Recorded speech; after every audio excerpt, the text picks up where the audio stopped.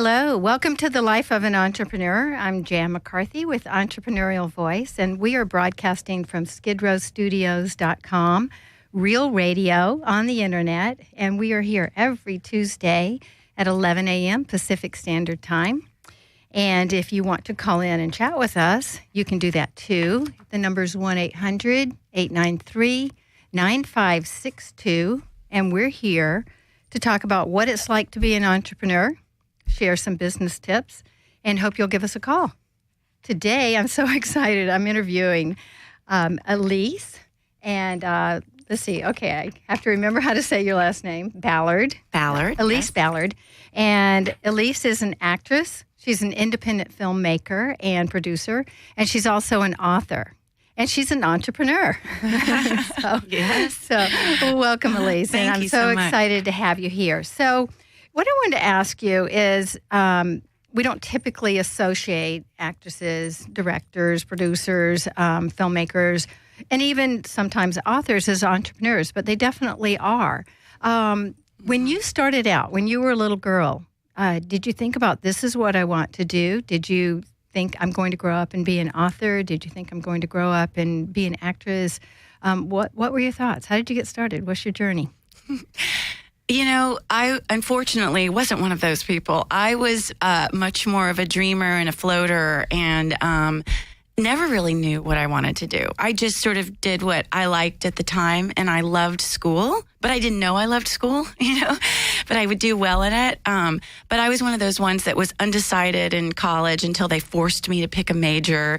And in my family, no one was a creative, really. Everyone was very business oriented. So I didn't know that there was an option to have a career in the arts, really, So I placed out of a bunch of hours. I went to the University of Texas. I grew up in Dallas, but my family's from New Orleans. But I grew up in Dallas, and I went to University of Texas, and I placed out of all these hours. You can take these tests, and the AP stuff. And so I just stayed undecided, but I took all these business classes.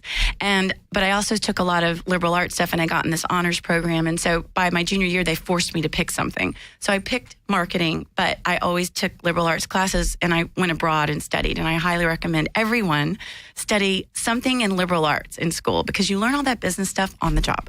So my trajectory was very unplanned. It was very just, I got out of school, I got a job in finance, actually, then in marketing, and then I was in New York City. And I lost my job, and I was so excited. I was like, they were like, "Are you mad? Are you upset?" And when she told me, I was like the second assistant to this big marketing guru who was actually an author. So it's the first time I was really exposed to that and what was possible. And also New York City is so inspirational, and it's the best of the best there, So when they said, "Are you mad? Are you upset?" Because she had to lay us off. She didn't make as much money that year. And she was like, I go, "Are you firing me or are you laying me off?" And she goes, "I'm laying you off, but you mustn't tell anyone." so I was so excited. I was like, a big thing in my mind was like relief, But I looked into everything I ever wanted to do in New York City. It was such a gift because I got unemployment. I started working on these odd jobs under the table, and I started acting again. I'd always done it as a teenager and as a kid, and I would accidentally get into stuff. And I was a dancer, and I was a cheerleader in Texas. That's a big thing to do. And so that is the window that kept opening for me. And that's what I always say to people is that I was looking at everything I wanted to do, and I was telling one of my best friends that I didn't know what I should do, what I should go for. Everything was so interesting. And he said, you need to sit down. This is an exercise. And I tell people this exercise all the time. And sit down and just pretend it was you and God, if you believe in God, or the universe. You and the universe, and anything is possible. Nothing is impossible. And no one else is around, and you can do anything. And what would it be? And you really have to sit there and really be honest. And then you write it down. And when I wrote that down, it was like acting, be the creative. And I wanted to be the creative. I didn't want to be the agent or the producer at that time, or the PR person. I'd interviewed with all those kinds of industries. What I really wanted to do was be the creative. And so oddly, then you back into it. You find, well, how do I get in? I don't have an agent. I have no real experience. And then the first thing I did was like, okay, what's the first thing? Buy the magazine that tells you backstage at the time, like where are the auditions? Right. I asked a friend, the one actor I knew, about classes, and on and on and on. And that's what kept going. I believe you have to follow the flow in life. And so that's how I ended up acting. Within 6 months or something, I was making money as a professional actress. It was so odd. And that's how I got into filmmaking, and now I'm writing this book and all that. Well, I don't think it's odd necessarily, because that's really, first of all, I always recommend that as an entrepreneur, you have to take that action. And I love that you did that exercise. That's something that I recommend as well. Do you have really? Yeah. Yeah. What would you do if you knew you couldn't fail? And I ask people to project like up to 5, maybe even 10 years, and tell me like a day in your life of exactly what you're doing. And there's no obstacles. There's no things that you have to overcome. Just pretend it is whatever it is that you can dream. And then I always say start from the end too. And that's a really great way to do it, because if you don't know where that end goal is, you don't know what you're shooting for. Yeah. It's like throwing darts at a dartboard without a target. Yeah. So, sometimes it's hard to figure out. You have to really be still. And I recommend writing it down. Me too. Yeah. It's something about that, isn't it? Pen to paper, not even typing it. Yeah, I agree. Pen to paper, and something about the writing exercise, because you can't remember all of that in your head. And even though I think vision boards are great too, they still don't tell the whole story. Yeah. So I love that you did that, and it helped zero in on what you wanted to do. And then for a lot of people, they start letting those doubts come in. Like, well, you can't do that. Well, you don't have any experience, or you don't have an agent. You don't have this, you don't have that. So I love that you persevered and pushed forward and said, okay. And you did your research. And that's sometimes what you have to do as well. Well, and the other thing is, and I talk about this when my last book was called Epiphany, and now I'm talking about epiphanies, right? And like how you can cultivate them and why they happen and what are the patterns people have when they do them. And one of them, to your point, was taking action. I mean, nothing will change your life unless you're taking action. But another thing I talk about is when you take action, usually we have no idea what's going to happen next. You take action towards that epiphany. And perhaps in this case, we have an epiphany about what it is we really want to do. What is our heart really longing to do, Or we're finally getting honest, or we're just saying, well, that's what I want to do, but I feel like I can't do it. But you take action, and then you see what happens. Just do one tiny little bitty thing. Pick up the phone and see if your favorite, whatever you want to do, company is hiring, or what is the HR person's name, or read an article about them, the tiniest things. And then serendipity will come into play. It's like the universe will say, give you something else, like a sign that you can then take action on. And it's as if the universe or the life is saying to you, yes, this is right for you. Yes, keep going. And it's important to keep acting on that. A lot of times we have no idea where that first step will lead. Right. Or even someone that you may meet that's going to help provide the key to getting you to that next step. Exactly. Like you said, you met someone who told you about the magazine, or where to take the acting classes, or that kind of thing. And so and then like another miracle happened in that particular instant was that when I went to a class, I didn't ask her yet, and I went to one that I heard about or whatever, and then my grandfather passed away, and I wasn't able to go to that class. I had to go to his funeral, and I got back in town, and I told her I was going to go to this certain school in New York, like for commercial acting or something. She goes, don't go there, go here, to this school. And in that school, they had regular acting classes, and they made me audit, and I realized I was already advanced beyond their beginners, and somehow I bullshitted my way into the advanced class without even a headshot or any professional act. But my high school experience had given me such a strong background and that's where so much more opened up. So again, the world will conspire to support you if it's the right place to go. Do you know what I mean? Yeah. It'll stop you if it's not. Interestingly, I've noticed. So. Yeah, I agree with that 100%. So what that moment of inspiration and clarity, you got that just simply from writing and following kind of your instinct, or just letting your daydreams take over of saying, what if I could do anything, what would it be, and what would bring me joy and happiness? Mm-hmm. You mean in that particular exercise? When I started the acting trajectory, which has then led me into the career of filmmaking and now writing, that was what I did. Literally. I obviously wanted to, but I'd been interviewing with everyone. I'd looked into everything I was ever interested in doing. I think that's important too, Yeah. I think that so many things are awesome and interesting, and if you have talents and towards a lot of different things, sometimes it makes it harder. You know what I'm saying? Yeah. Like if you can only, like you're the greatest painter, but you're not really good at business at all or whatever. Do you know what I mean? It's easier, I think. But I liked a lot of different stuff. Like I had a finance, background. So I looked into Wall Street. I looked into fashion. I looked into production, for working for a big producer, agents, all of that stuff that was interesting to me. And again, but the acting I was starting to look at, maybe I should take it this acting, because a lot of people used to say to me, you should be in commercials, and I always loved it. I always had fun. I just never took it seriously. Yeah. So I was exploring, looking at that as a career, just looking at that from that perspective. And that's where, life led me. And so I believe in, yes, I think that, and I've done that periodically. I tell people to do it periodically, even if you think, sometimes we end up at stop roads in life, and sometimes it's time, for a new chapter. Well, there's no dead end either. So, so if you said, okay, I'm going to try acting, I mean, it's not like that's the end of the world if it didn't work out. But having had a more traditional, quote, kind of safe job, and then to go from that into acting, what were the thoughts and comments from friends and family? Were there naysayers? And because I think that's always really good. We get those negative comments sometimes, but how do you persevere through those? So what did you hear, and what gave you the momentum to say, ignore them, ignore your critics, and move forward? Well, and with the acting, I was young. I mean, I was like in my early 20s. And so of course, my family was like, what? I was like, graduated with a really high GPA. And I'm like, in finance. In business. And I had this good job and all that. So, and so that was difficult. But I ended up, from that acting class, this girl recruited me to go work at Equinox. Equinox was like the big sports thing at the time. And they wanted me to come work in sales. And I said, no, thanks. I couldn't figure out how I could make enough money. It was straight commission. And people would just walk in. And at the time, they were the only high-end gym, around. And so I said, no, thanks. And they called me back and they were like, please come work for us. You can quit if you don't like it, and you can go back to your, freelance and unemployment. And so we just really, and I was like, okay.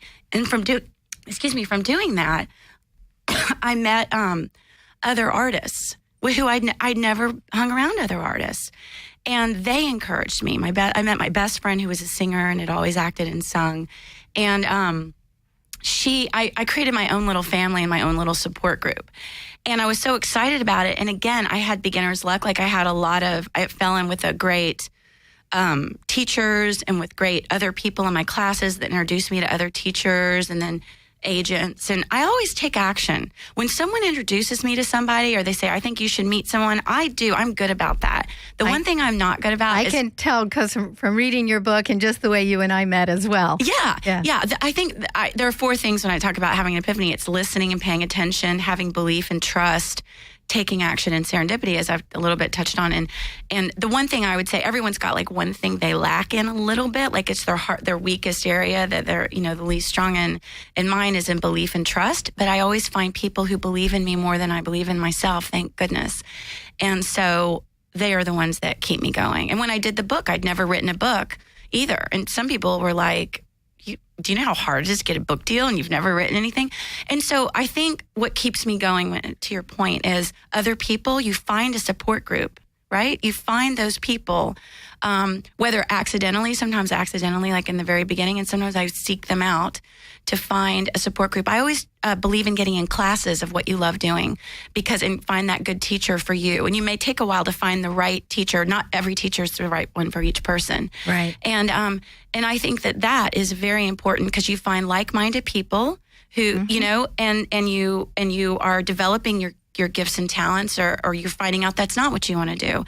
But you have a mentor I always say I dedicated my book to my teachers, because my teachers along the way, and sometimes that means people I've met along the way that have taught me great lessons, even sometimes, painful lessons, but the teachers along the way of my life path who have seen me when other people have not. And sometimes teachers are the ones that will really see. They're trained to do that, and that's their gift, Right. So I recommend classes, groups, like your mastermind group, those kinds of things, and finding your friends to support you, and books. books that support that. And, those are the things. And if it keeps calling you, you must explore it. You must. You have to answer the call. You have to. Absolutely. It's your gifts and talents calling to you. Whether it's a career or not, maybe no. Right. But it will have some kind of lesson or some kind of thing you need on your life or other people need. Yeah. I agree. Well, speaking of calling, if you'd like to call in, any of our listeners, we'd love to hear from you. You can speak to me or Elise, and the number's 1-800-893-9562. So we'd love to hear from you. So what I love that you mentioned is finding that support group and other like-minded people. And in the acting business, and even in the as an entrepreneur, often we tend to close up. We're afraid to share ideas. We're afraid to let other people know about these resources that we have. And so I love that you talked about the importance of that because we are each our own unique individual and we each have our own secret sauce. And there's always going to be competition out there. There are other actresses that are great as well.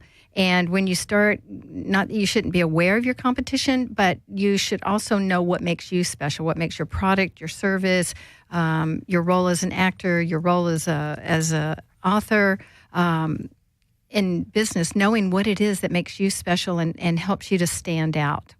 Yeah, that's interesting. So were you afraid when you started out in acting saying, okay, I'm going to bring these other like-minded people into my circle? Were there fears that, they might get that role or I might, tip my hat and let them know what my secret thing is that helps me get the audition or get the job? Oh, that's so interesting. Yeah, I never thought along those lines. Like, what's that about me? That is something everyone should figure out, which I did not. I think that my enthusiasm and my love for the craft, my love for it, for acting, is what was contagious, I guess, and I love, and I still do, I love it. I love that craft and what happens when you get to act. I don't know, you can connect on such a real level, So, and it's important to stay in love with that because the business side of it can be so heartbreaking, right, and difficult. So I, as far as figuring out what's special about you, has always been harder for me. I think you just have to stand in the love of what you're doing and stay in that enthusiasm and that love and figure out how to keep that inspiration going no matter what anyone else thinks, no matter what else happens. And, sometimes you create your own work, you go after. I think also in this day and age, there are so many different venues to go down that you have to start getting specific about who you want to work with, what you want to do. If you can, get very clear with intention. Mm-hmm. It seems to help, Yeah. Like even if it's top 5. I was just telling this guy, I was just shooting some webisodes and of interviewing people about their epiphanies and mainly entrepreneurs actually. And what she was saying, I think one thing too is to make sure to keep me going at least, and in her case as well, you go ahead and you start sharing your idea. In her case, she made this thing called the Betsy bra, where it's a bra that's built into sleeves, so you can wear it under, sleeveless stuff, and it looks really good and cool. And she's a costume designer, and in my case, I started, telling people, well, I think I want to act, and they go, I think you would be great, or you find out other people's reaction to what you're doing. If you get no positive response at all from anyone, that's a little bit. But if you know what I'm saying? You kind of feel the water and use that. That will keep fueling you to move forward in the direction of what the people are saying that are enthused by your idea, enthused by your work, who hire you as an actor. Yeah. And that always kept me going too. Maybe I wouldn't get 10 auditions, but I'd get one that, they loved me and it was a great experience. So, well, it's great. I think not that you need to give away everything. And if you have something specific that needs protecting, then obviously, go ahead and get it patented or copyrighted or something along those lines. But on the other hand, the best kept secret is the best kept secret. And Yeah. if you don't open up those doors to share, and you get so much feedback, or just like you were talking, that someone might give you this resource to go here or go there or do this or do that, then you're really just you're an island, and it's much, much more difficult. So being able to find the groups, share your resources, give support, help each other, that can only help you to better your product or your service. Yeah, and if you're not comfortable sharing it, don't share it with just anybody, especially if it's a product or whatever, or even a movie idea. But you find the trusted people, you know, and there's NDAs and stuff like that people can sign if you don't feel like you have that. But and for people who don't know what that is, an NDA, it's a non-disclosure agreement, which allows you to share an idea without having someone. It's kind of claiming your right.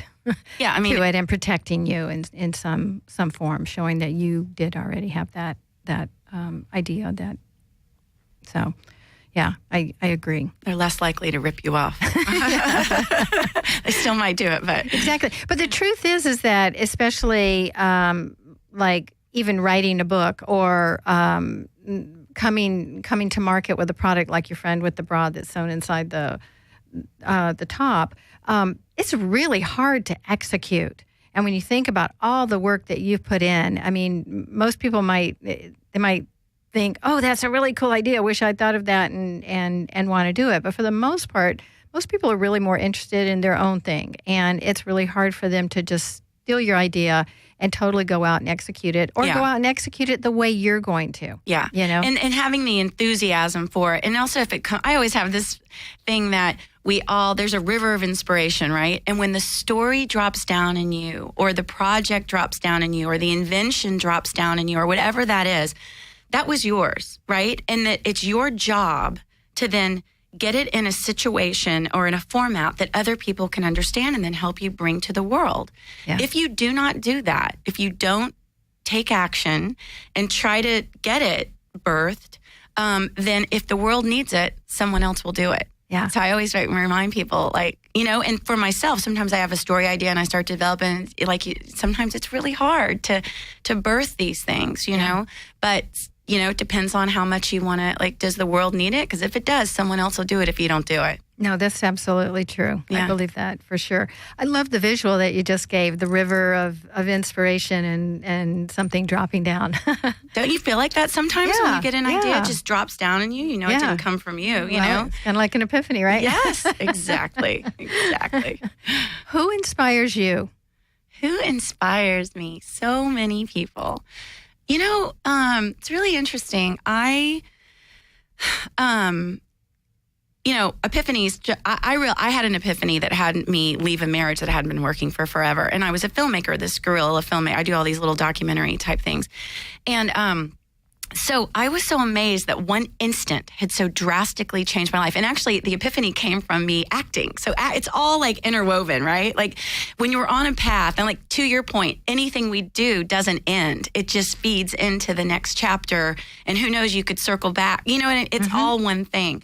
So I was so amazed that this one instant had so drastically finally changed my life in a quick amount of time. Within 2 months, my life was totally different. That I started asking people if they ever had these moments. And so I filmed a few of them because I started figuring out how interesting they were. And the people not only were people entertaining, which any film project has to be entertaining, but entertaining and interesting, their ego dropped away and you would find out these amazing stories about people. There was no way you would have ever found out. They would have never. My best friends told me stories I couldn't believe, miracles that had happened to them that they'd never talked about.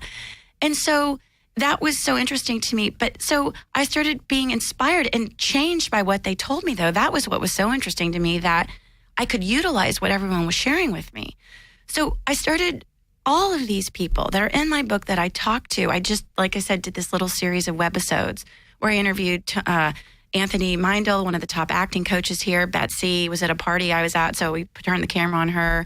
I interviewed this woman that did Show the Love, who actually, this bracelet that I'm wearing today, I'm put up the camera, is all of her jewelry. It's called Show the Love, and goes to nonprofit, and it all has a message to it. And one of them is, what would you do if you could not fail? This is the bracelet I am wearing.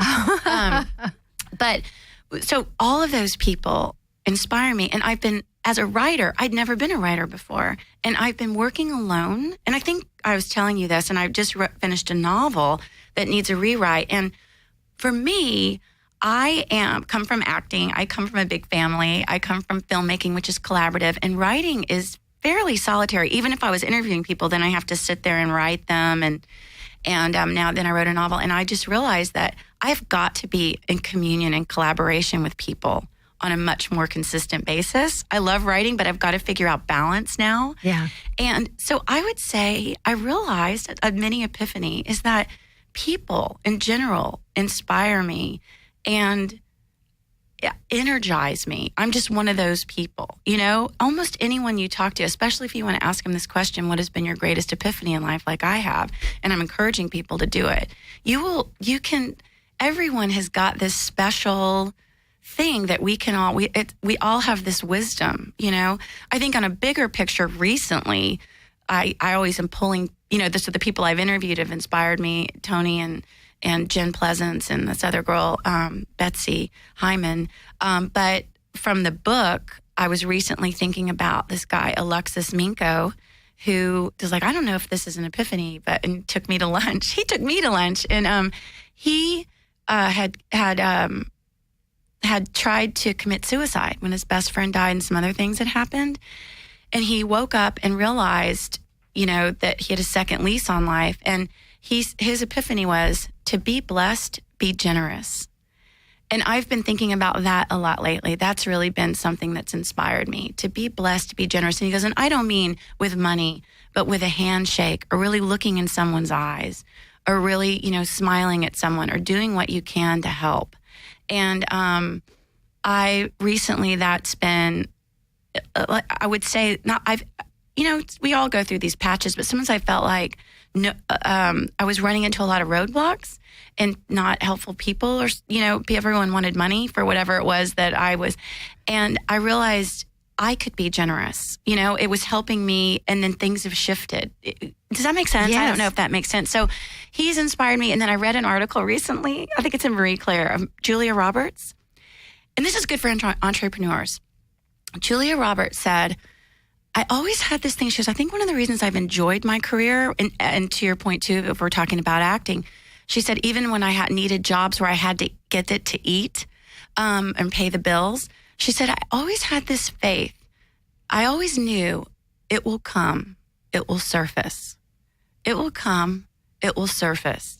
And whatever was that, when I was ready for whatever that was and had the ability and the understanding and the experience to do whatever role, even if I wanted a role really bad and someone else got it, it would come. And she said it always has. And I think there is something about, I started doing that mantra, it will surface, it will come. So those are a couple of specific things that have inspired me in the last 2 weeks.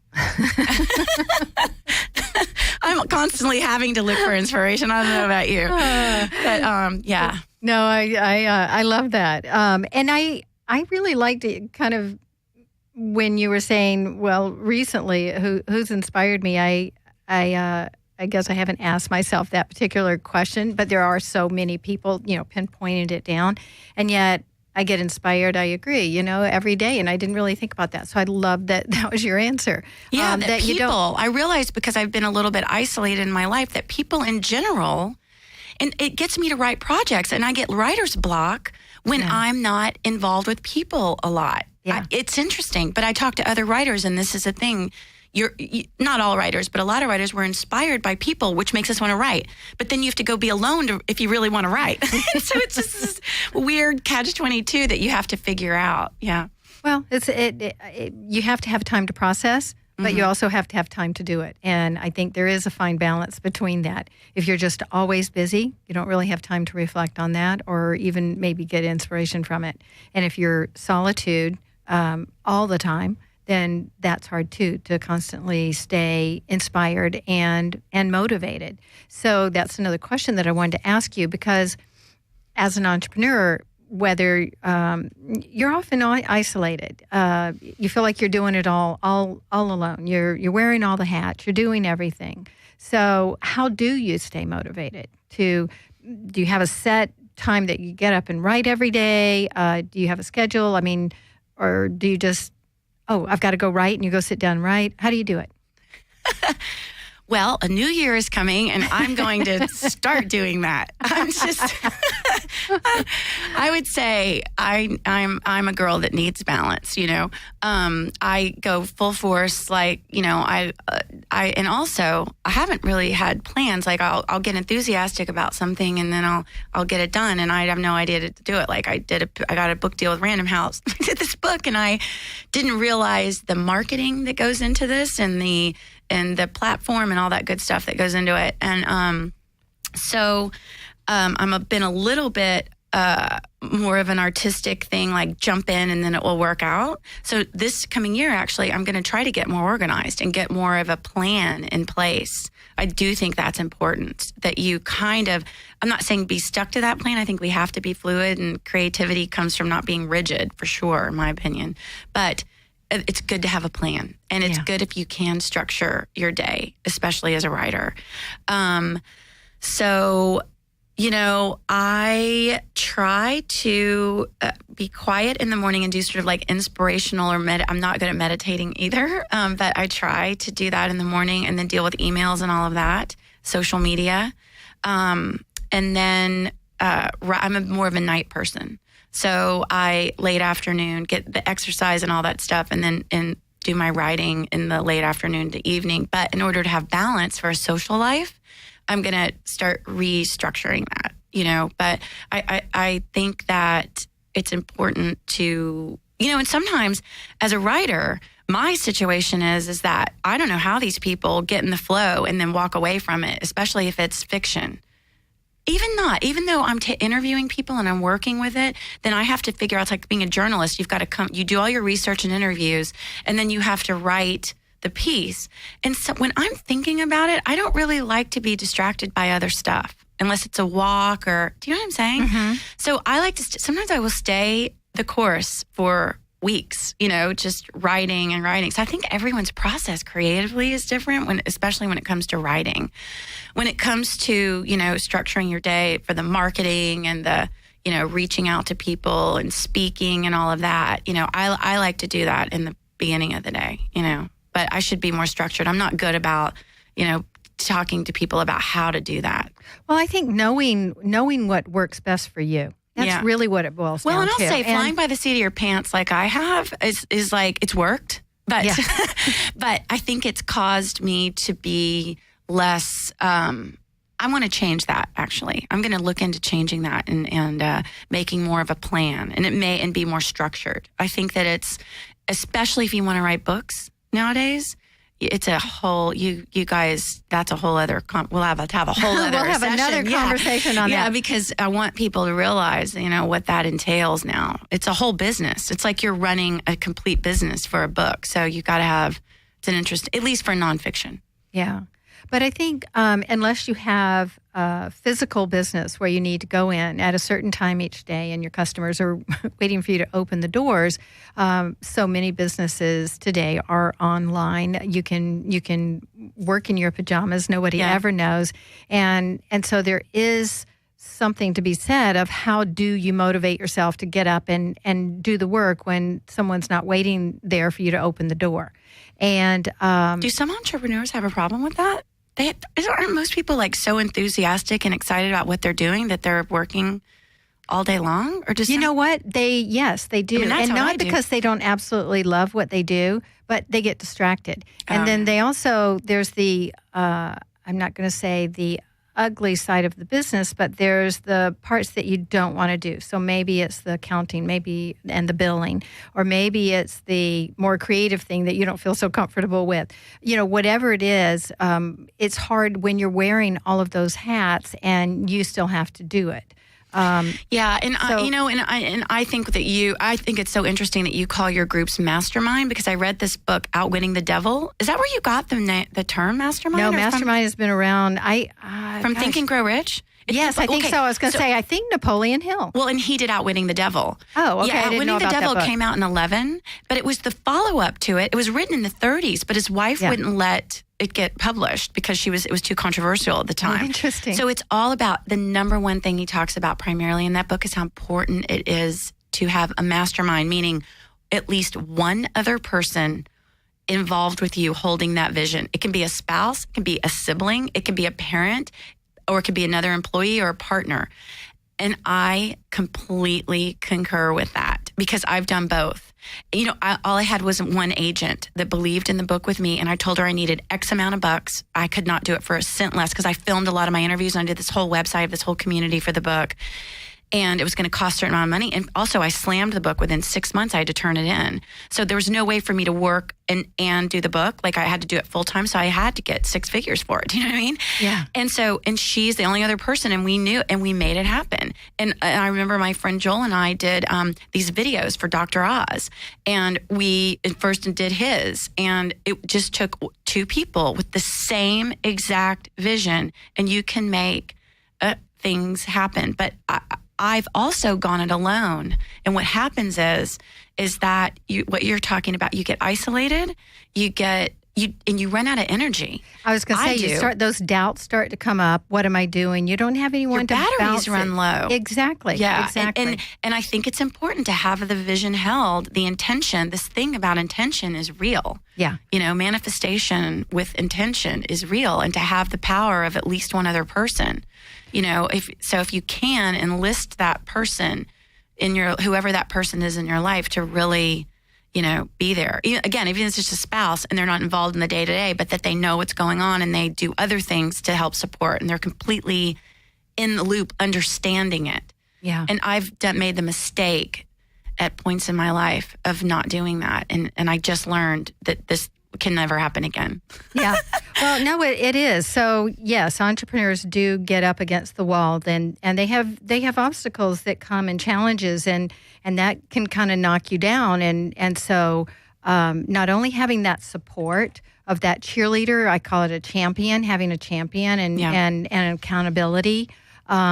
Partner in some way, like you said, whether it's a friend, whether it's a spouse, whether it's a business partner or whatever, somebody who's going to help keep you in check. Or if it's your agent or manager, just make sure they're on the exact same page as you. Yeah. Believe in you. Yeah. Believe in you. But you also, to add to what you were saying, I think another important component of that is to have your why. Know your why. Why are you doing this? Why is this so important for you to do that? Because I totally agree. That's what's going to propel you forward and keep you going, even when you get knocked down, even when you get tired, when your batteries die.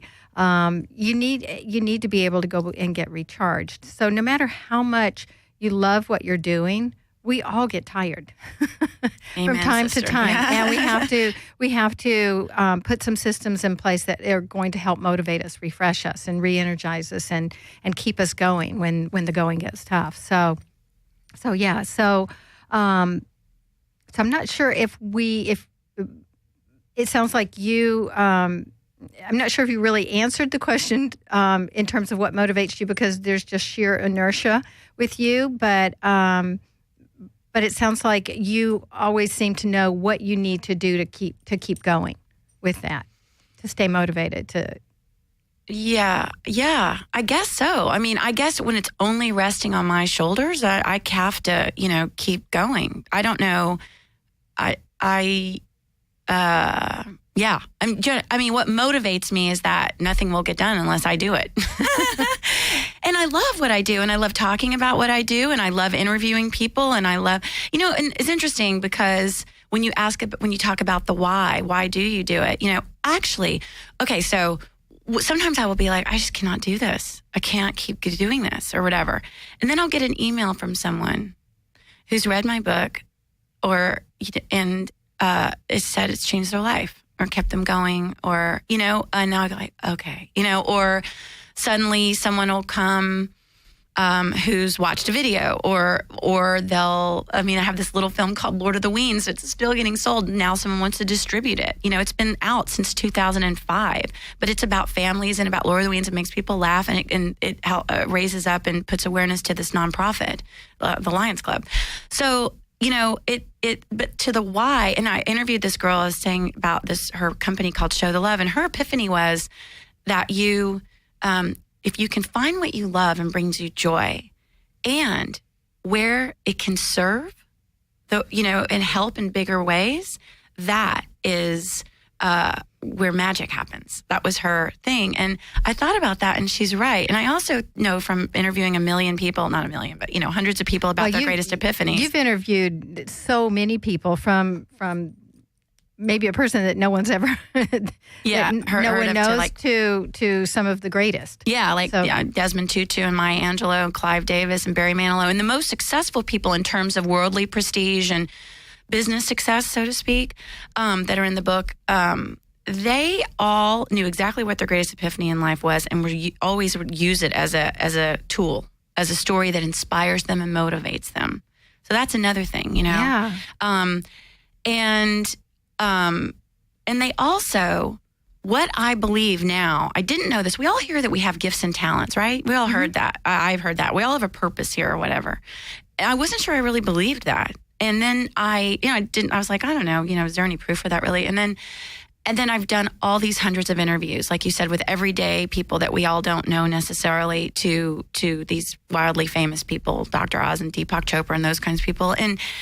And all of them are fulfilled by life. I think that's what success is. And what happens is when they get hooked into their gifts and talents, which is, again, is what is bothering you, what's nagging you, what's calling you.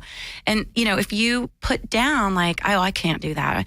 And it's very important to follow that. Like we said, even if you go into class or get books on it or just explore it at least, because it's not arbitrary. Because when every person I talked to that followed that took action on it, that hooked into it and developed their gifts and talents, they were led to careers that have been very successful. It energizes them. They're fulfilled by life. And not that bad things don't happen and not that they don't have challenges, but for the most part, and then their personal lives are fulfilling, and then they reach out to the world in bigger ways.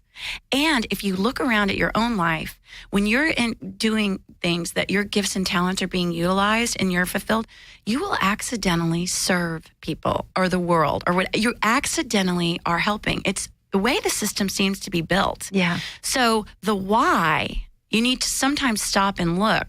Are you loving this? Is this what you're good at? Are you getting better at it? How is that? Not necessarily if the world, but is it serving in some way? Because you will find that it does. And for some reason it's not, and you're not happy. Yeah, take a look at that. Definitely. Life well, that's is too great short insight. to even do that. Absolutely. To do stuff that doesn't motivate you, that you're not enjoying, and that's not really helping in any way. We're so lucky, aren't we? God, I could keep talking to you all day. So, what is your greatest strength?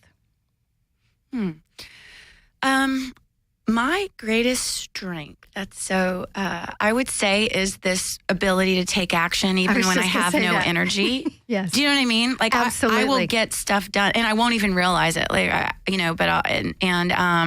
and I've learned how, actually from Epiphany, learning self-compassion when I'm beating myself up for like not being successful in certain things I wanted to be, or getting certain things done, or I didn't, and then I'll be like, wait a minute, you did this and that, because it's about talking to yourself like your own best friend. Mm-hmm. And so I've learned how to do that. Like, wait, you did this. So I would say taking action and being able to even get stuff done no matter what is something I'm strong at. And also, I think that my interpersonal skills are really strong. Like, I really can, see people or connect with people. Mm-hmm.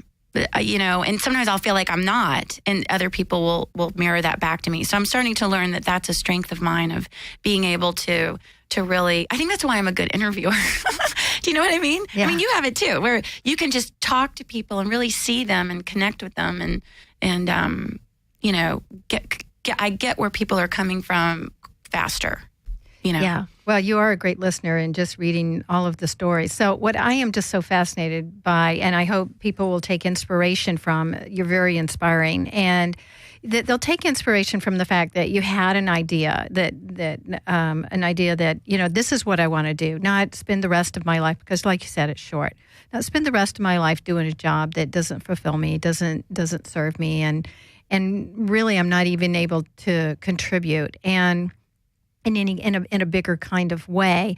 And so you took a path that was probably one of the hardest paths that you could have picked, and said, okay, I'm going to go out and do that. And you did it, and you were successful at it. And then you went on to be a filmmaker and a producer. Again, not something that's easy, and maybe starting out in acting led the way for you to get into that. But then just thinking, I've got to tell this story. This epiphany was so amazing for me to go through that I'm curious about others, and now I've got to tell this story, because your book has the ability to change one's life. I have loved reading your book. I really, really mean that. I'm not just trying to say, your book is great. I love stuff like this, and I love reading it, and it is very, very inspiring. So to be able to do something that can go out and really contribute in a greater way is amazing. But more importantly, like you said, I'm not an author. I didn't know how to write a book, and yet you wrote a book. You scored a book agent. You did all the right things, But it does take that one. It takes moving forward, regardless of the roadblocks. I mean, it's not like you just checked off everything and it was just easy peasy. I'm sure. Right. Well, thank you so much for your kind words. That there were a lot of things to overcome, and many people would have said, this is too hard, or, okay, well, I guess I don't really know how to do this, or, oh my gosh, they want me to have this ready in 6 months. I can't do that. No, you really, I love that you backed into it. You said, this is what I need to do to make it happen. This is how much I have to get out of it to make it be a success for me, that you valued that. You valued even though you may have never done it before, you really thought about those mechanics and those things that were super important to you. And another thing that I did, too, was ask other authors who'd been published what was possible. Do you know what I mean? Mm-hmm. When you talk to other people, and I'm putting together a speaking, I keep getting asked to speak. Like, I've done a couple of TED Talks, and they invited me. I didn't even know you could apply. And then other people have hired me, have reached out for me to speak. And so now I'm like putting together a platform to like go, have a little program instead of, again, flying by the seat of my pants, where it's come to me. And now it's like, I can organize this and make it. But I talked to someone who, she's made a living doing this. And just to talk to someone who's gone before you so you don't make the same mistakes and you can know what to expect, so you know what is possible.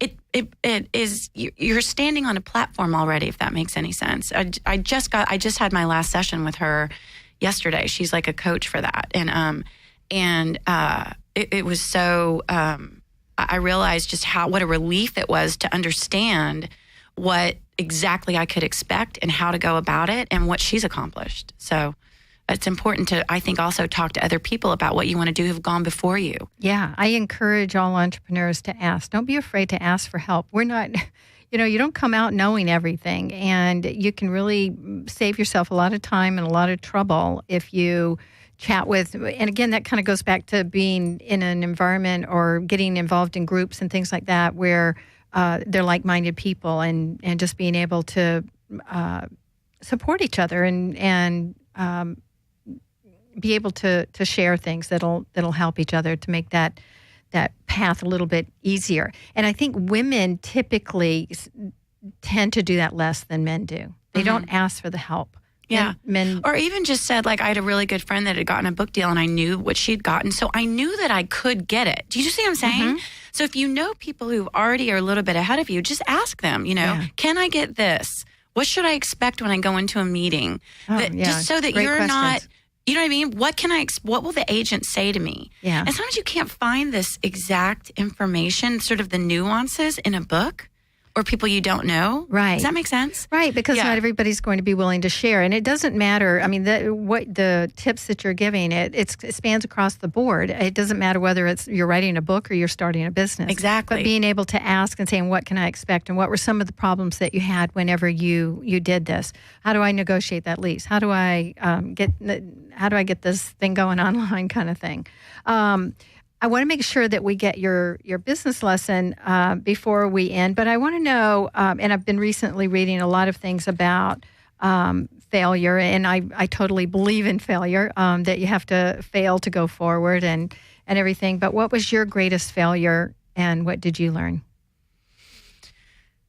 Well, I would say only in business, because I was saying on a personal note, my marriage was a failure, but...